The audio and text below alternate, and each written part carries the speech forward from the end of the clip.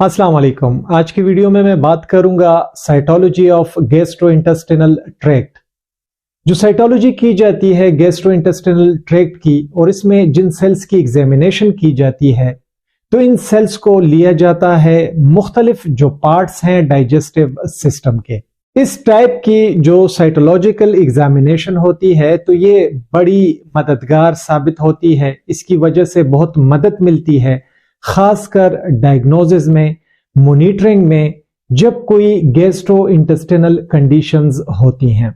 मिसाल के तौर पर अगर डिटेक्ट करना हो कि कैंसरस कोई कंडीशन तो नहीं है, या कहीं कोई प्री कैंसरस लेजन्स तो नहीं है, या अगर किसी इन्फेक्टिव एजेंट को डिटेक्ट करना हो, या अगर गैस्ट्रो इंटेस्टिनल ट्रैक्ट में कोई इन्फ्लामेटरी चेंजेस हैं, तो इसका पता भी हम cytology of gastro intestinal tract से लगा सकते हैं। अभी हम कुछ अहम पहलुओं पर बात करेंगे, खासकर जो साइटोलॉजी है गैस्ट्रो इंटेस्टिनल ट्रैक्ट की। पहले नंबर पर है endoscopic brushings and biopsies. Endoscopy procedure के दौरान, जैसे कि अगर अपर इंडोस्कोपी हो या अगर कोलोनोस्कोपी हो, तो जो हेल्थ प्रोफेशनल होता है वो सेल्स को लेता है, अलग करता है, कलेक्ट करता है जो म्यूकोजल लाइनिंग होती है एसाफेगस की, मैदे से, छोटी आंत से या फिर कोलोन से, और इसके लिए इस्तेमाल किया जाता है मखसूस किस्म के ब्रशेस को और फॉरसेप्स को। इन सैंपल्स का फिर जायजा लिया जाता है और देखा जाता है कि कहीं कोई सेल्स में एबनॉर्मेलिटी तो नहीं है, जिससे कुछ कंडीशंस हैं जिसका पता बहुत आसानी से चल सकता है, जैसे कि कहीं मरीज को बेरेट्स एसाफेगस तो नहीं है, गैस्ट्रिक अल्सर्स का पता चल सकता है, इन्फ्लामेटरी बाउल सिंड्रोम का पता चल सकता है, या फिर कोलोरेक्टल कैंसर का पता भी चल सकता है। दूसरे नंबर पर है फाइन नीडल एस्पायरेशन, जिसे FNAC टेक्निक कहते हैं। जब कभी शक होता है कि शायद मरीज के GI ट्रैक्ट में, यानी कि गैस्ट्रो इंटेस्टिनल ट्रैक्ट में कोई मास हो सकता है या कोई ट्यूमर हो सकता है, तो इस मकसद के लिए FNAC किया जाता है, फाइन नीडल एस्पायरेशन किया जाता है, सेल्स को कलेक्ट किया जाता है साइटोलॉजिकल एग्जामिनेशन के लिए। इसके अलावा जो FNAC टेक्निक है, तो इसका इस्तेमाल पेनक्रिएटिक, लिवर, या अगर पेट में कहीं और जगहों पर मास हो, ट्यूमर हो, तो उसकी डायग्नोसिस के लिए भी इस टेक्निक का सहारा लिया जा सकता है। तीसरे नंबर पर है स्टूल साइटोलॉजी।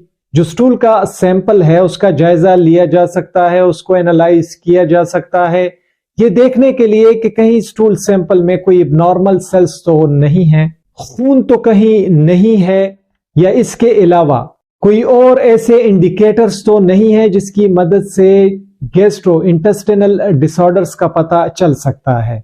कोलोरेक्टल स्क्रीनिंग के तौर पर जो स्टूल साइटोलॉजी है, तो इसको आमतौर पर इस्तेमाल किया जाता है ताकि कोलोरेक्टल कैंसर का पता लगाया जा सके।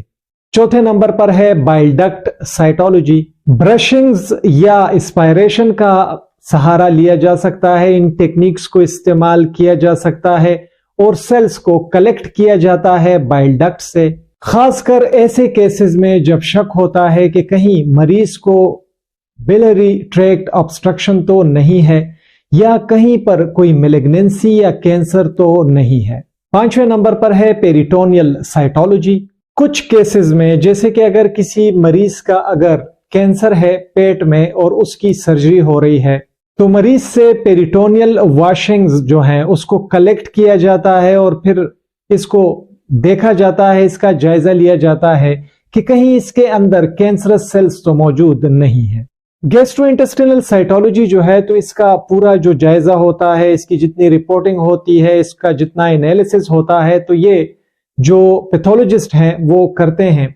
जितने भी सेलुलर मॉर्फोलॉजी हो गई या और जितने खुसूसियात हो गई जिसका ताल्लुक होता है सेल्स लेवल पर, तो इन सब का जायजा लिया जाता है। जो साइटोलॉजी है गैस्ट्रोइंटेस्टिनल ट्रैक्ट की, उसकी रिपोर्ट में ज्यादातर जो फाइंडिंग्स आती हैं, तो उसमें डिस्प्लेजिया, एटिपिकल सेल्स, या जो कैंसर के सेल्स होते हैं, कैंसरस सेल्स होते हैं, तो उसकी प्रेजेंस हो सकती है।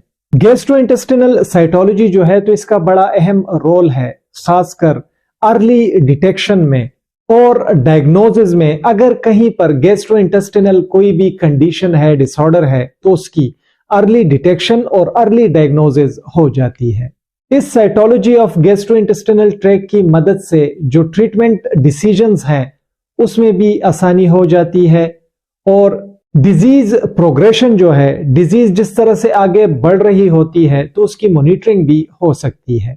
वो मरीज जिनको कुछ सिम्टम्स, कुछ अलामात रहते हैं जैसे कि unexplained weight loss, GI tract से अगर खून निकल रहा है, ब्लीडिंग हो रही है, या अगर बाउल हैबिट्स में कोई चेंज आ रहा है, तो ऐसे लोगों को चाहिए कि उनका जो साइटोलॉजिकल एग्जामिनेशन है वो हो, ताकि तशखीस हो सके, डायग्नोसिस हो सके उस वजह की जिसकी वजह से ये सारे अलामात जन्म ले रहे हैं। मखसूस टेक्निक्स का इस्तेमाल जब किया जाता है तो ये इस बात पर मुनहसिर है कि जीआई ट्रैक्ट में जिस जगह पर शक है, जहां पर मसला हो सकता है, तो उसके मुताबिक जो टेक्निक है वो इस्तेमाल की जाती है।